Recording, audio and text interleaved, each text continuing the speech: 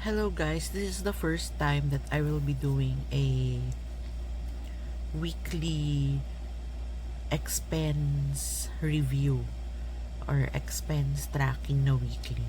So actually, meron akong piniprint out na part siya ng isang kakeibo.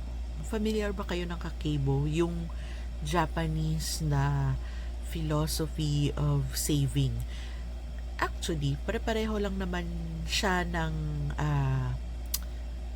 gist or yung thought niya, same lang din sa school of budgeting and saving. So, mas malawak lang yung categories niya. Pero actually, mas specific kasi ako eh. Medyo OC pa ako ngayon dahil medyo bago pa nga ako sa budgeting. So anyway, let's get into it. So, first, ayan. So, para suspense, charot. So, eto, ewan ko ba, makikita nyo ba? Kung i-zoom natin konti. Ayun. So, ayan. So, first, for February 1 to 7, medyo wala akong income dahil may bagyo. So, walang pasok. Plus,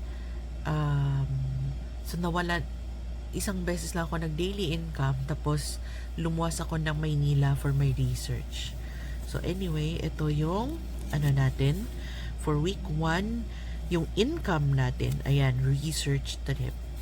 Yung income natin ay galing sa nagbayad sa akin ng kanilang utang. Daily income ko for 1 day, merong isang consultancy day ko na 1,200. Tapos returns. Ano yata to eh? Go rewards for the month of January na nire-redeem ko every beginning of the next month. So, meron tayong 27 pesos. So, for a total of 2,619.41. I know in some families, malaki na to ang 2,600. So, sari-sari po tayo ng mga lifestyles, pinagkakaipunan, pinagkakagastusan.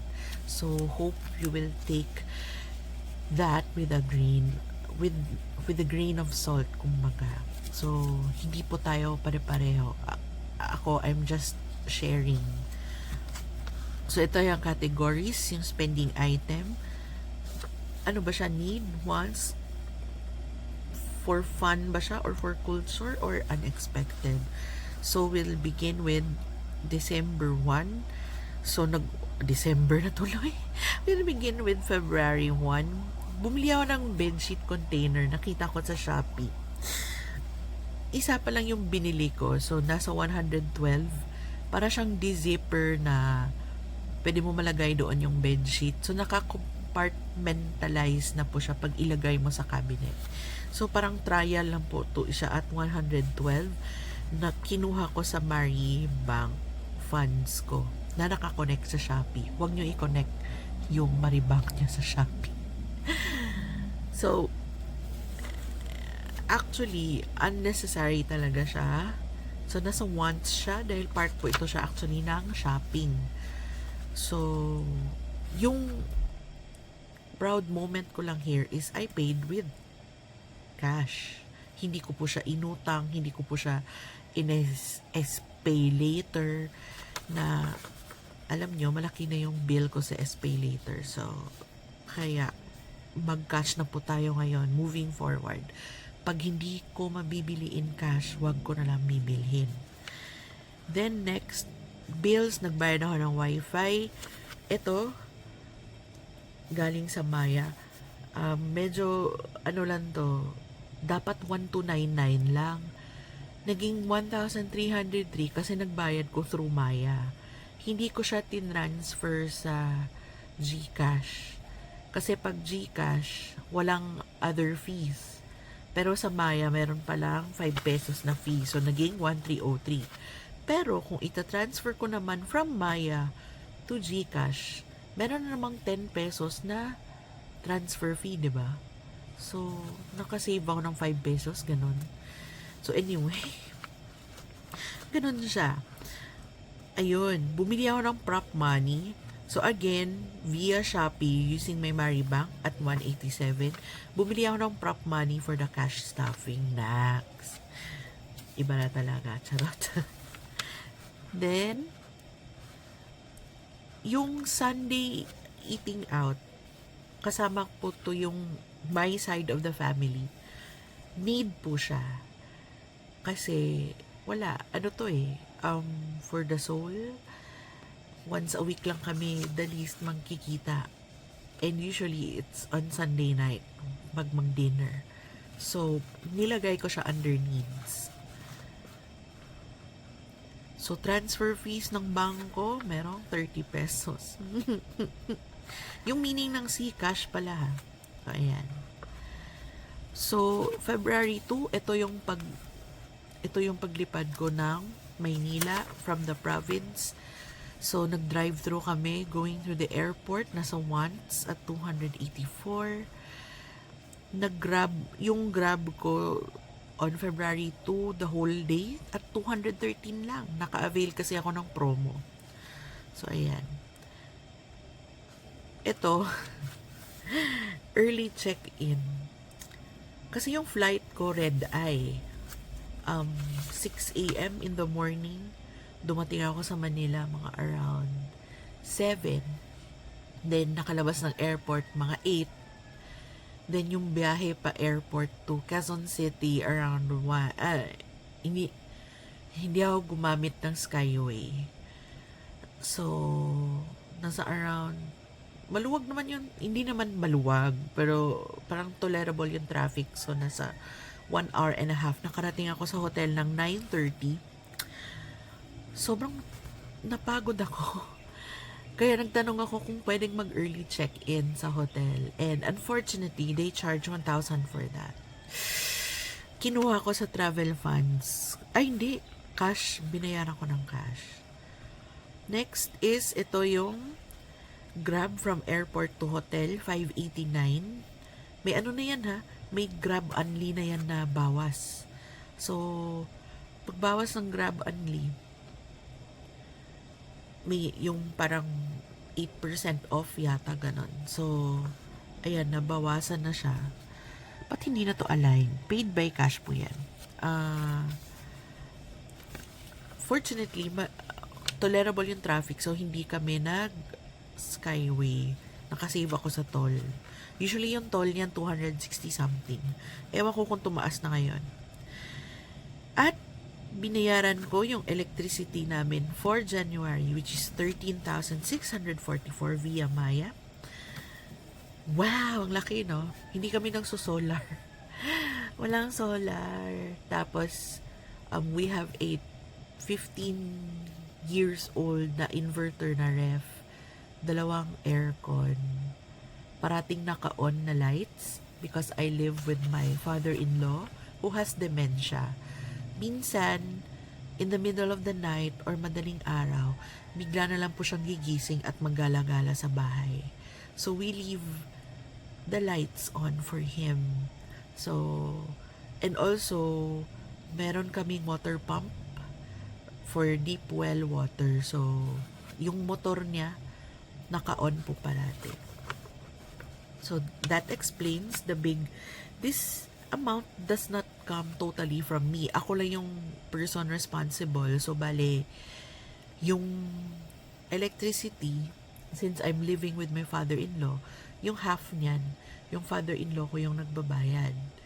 Oo, meron siyang pension and yung survivor's pension. So, andun lahat ng expenses niya. So, half nito siya, then yung other half, kami ng husband ko. So, yung share ko dito, mga around 3,500. Pero ako lang yung nagbabayad. Okay? Not totally from me. Maluloka ako pag ganyan yung kuryente ko. So, eat out lunch, which is a need, kasi gutom na. 305. Tapos nag-tip ako. Ba't ang barat mo mag-tip ganyan? Actually, yun lang yung coins ko during that time. So, sorry na walang service charge kasi. Groceries, actually, hindi siya grocery per se, pero sa 7-Eleven po, bumili ako ng mga stuff. Malayo kasi yung 7-Eleven sa bahay namin, kaya minsan pag may malapit na 7-Eleven, bumibili ako ng kung ano-ano ng pagkain. Para lang hindi ako maging out of the loop.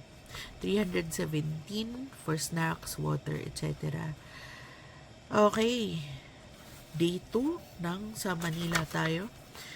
Nag-eat out ako ng McDo. So, this is breakfast. Tapos, hindi ko pala dala yung maintenance ko. So, bumili pa ako ng emergency na pampa-lower ng high blood. Mga 3 pieces. So, nasa 48. Ito, yung eat out na to, considered siya sa wants. Dahil I could have eaten somewhere cheaper. 'Di ba? Hindi naman kailangan sa Mama Luz ako kumain nung time na yon. Actually, ito, lunchtime to siya. Na-frustrate ako dahil down yung server ng office. So, hindi ko yun ma-access yung files na kailangan ko for the research. So, wala akong gagawin. So, pumunta ako sa malapit na mall. Naglibang, nagtingin-tingin ng mga colorful things, nagtingin-tingin ng mga pusa. Hanggang wala, na-frustrate talaga ako. Tapos, sabi ko, gusto ko kumain ng pork chop. So, pumunta ako ng Mama Luz. But I could have eaten somewhere cheaper. Kaya nilagay ko siya sa wants. So, yung transpo ko, during that day is at 158 only. Naka-avail ako. Merong promo yung Grab ngayon. Yung Ride Again ba yun? Tapos, pwede mo siyang isa-stack. So, merong mga discounts up to 50%. So, like, one time, may binayaran ako na parang 12 pesos lang, 13 pesos lang. Pag ma-timing nyo, hanggang 10:59 a.m. lang yata. Ganon. So, yun, paid by cash. Yung eat out ko, binawas ko na lang sa travel funds ko. Okay, so wala akong ginawa. Itong McDo ko, kasama to take out, ito na din yung naging dinner ko. So, wala na akong ibang pinangkagastusan. Third day, last day sa Manila. So, total for my transportation was 310. Yung transportation ko from Quezon City to airport was 544. Binayaran ko na ng Maribang. Kasi, wala na akong enough cash. Kasi magsa Skyway na talaga. It was around 5 p.m. when I left QC. So, ano yun eh? On a weekday, QC, traffic. So, parang nagpaparinig si Grab driver eh, na, ma'am, mag-Skyway naman tayo. Kahit hindi ko gusto. Pero naaawa din ako sa kanila kasi, di ba, nakakapagod din mag-drive eh. Anyway, so, yung breakfast ko sa hotel lang din nito at 300. Yung lunch ko was only 150 pesos. So, ayan, yun yung sabi ko na between the need, dahil kailangan mong kumain, and nagiging want na pagkain. So, merong distinction sa kakebo. Tapos, ito yung Skyway toll, 299. Oh my gosh. Ito, again, sa airport to, kumain ako sa Banapol, like, na-miss ko yung Banapol. Yung Banoffee pie, na-miss ko talaga siya.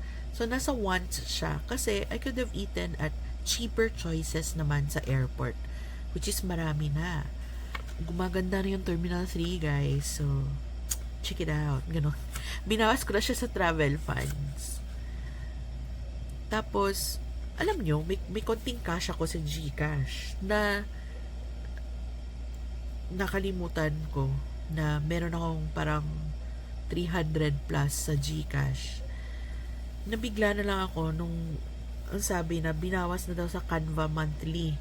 So, wala na akong magawa. So, under culture, meron tayong Canva. Ang mahal, no? Monthly ng Canva is 300. Pero worth it naman siya if everyday mo siya ginagamit. Ako kasi, on occasions, like merong announcements, ganyan. Doon ko lang siya ginagamit. So, hindi talaga siya worth it. Magsasubscribe lang ako if meron na naman project, ganyan. Pero, like monthly ako magbabayad, siguro hindi. And I don't see the need for it to have an annual subscription unless magkakaroon sila ng sale. Pero naunahan kasi ako eh. So, binawas na agad sa GCash ko. Wala na akong choice. But, pinuntahan ko yon sa App Store at kinancel ko na. So, next month, hindi na siya mag-charge. Alright. Pabalik dito sa province namin, yung transpo ko for February 5. Thursday na yata to eh. Total to 238.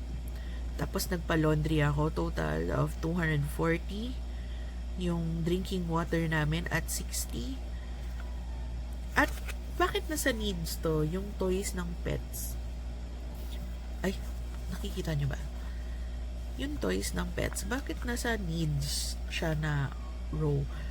Kasi nasira na yung toy ng pet ko. Kailangan niya na ng bagong toy. At hindi siya spoiled ha. Ang dalang lang ng toy niya. Tapos, yung allowance sa secretary ko, 400 for 1 day, less than half a day's work. Tapos, meron tayong next page. Yung next page natin, ito, gastos talaga. So, ito, yung, sandali. So, yung bills, yung fire insurance ng binabayaran kong bahay, actually, nasa 3,417 lang siya. Pero meron kasing surcharge pag magbayad online. Under Maya, tapos nakulang yung pera ko. So, nag-loan ako sa Maya credit ng ano ba yun? 500? Basta less than 1K. Less than 1K lang. So, hinighlight ko para bayaran ko next month. Tapos, nag-coffee, which is a need. February 7, nag-coffee, which is a need. Dahil nag-bonding kami ng mister ko.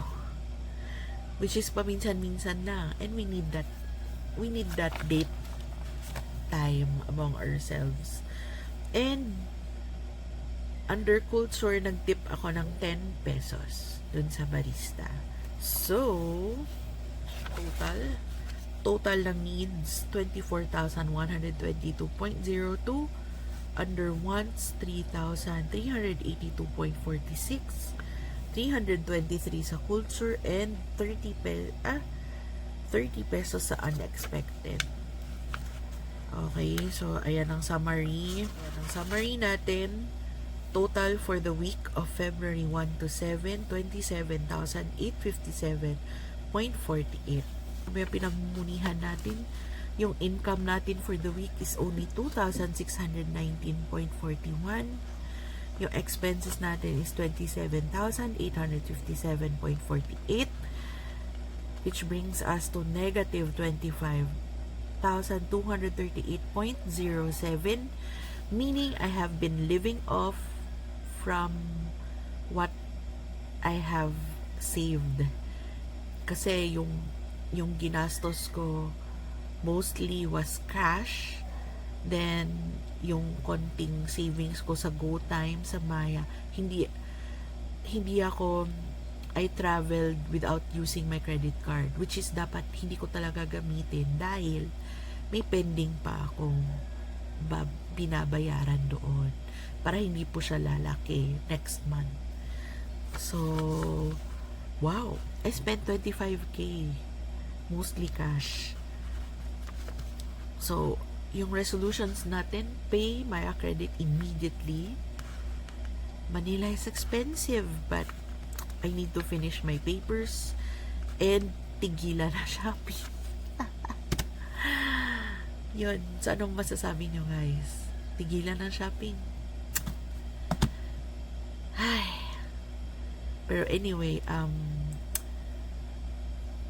week 1 pa naman. So, sa week 2, pag mapigilan natin ang shopping, yes. 'Di ba? I-update ko na lang kayo. So, that's it for our expenses. That's it for our expenses recap for week 1. So, hopefully, maraming savings sa inyo for this week. Bye-bye!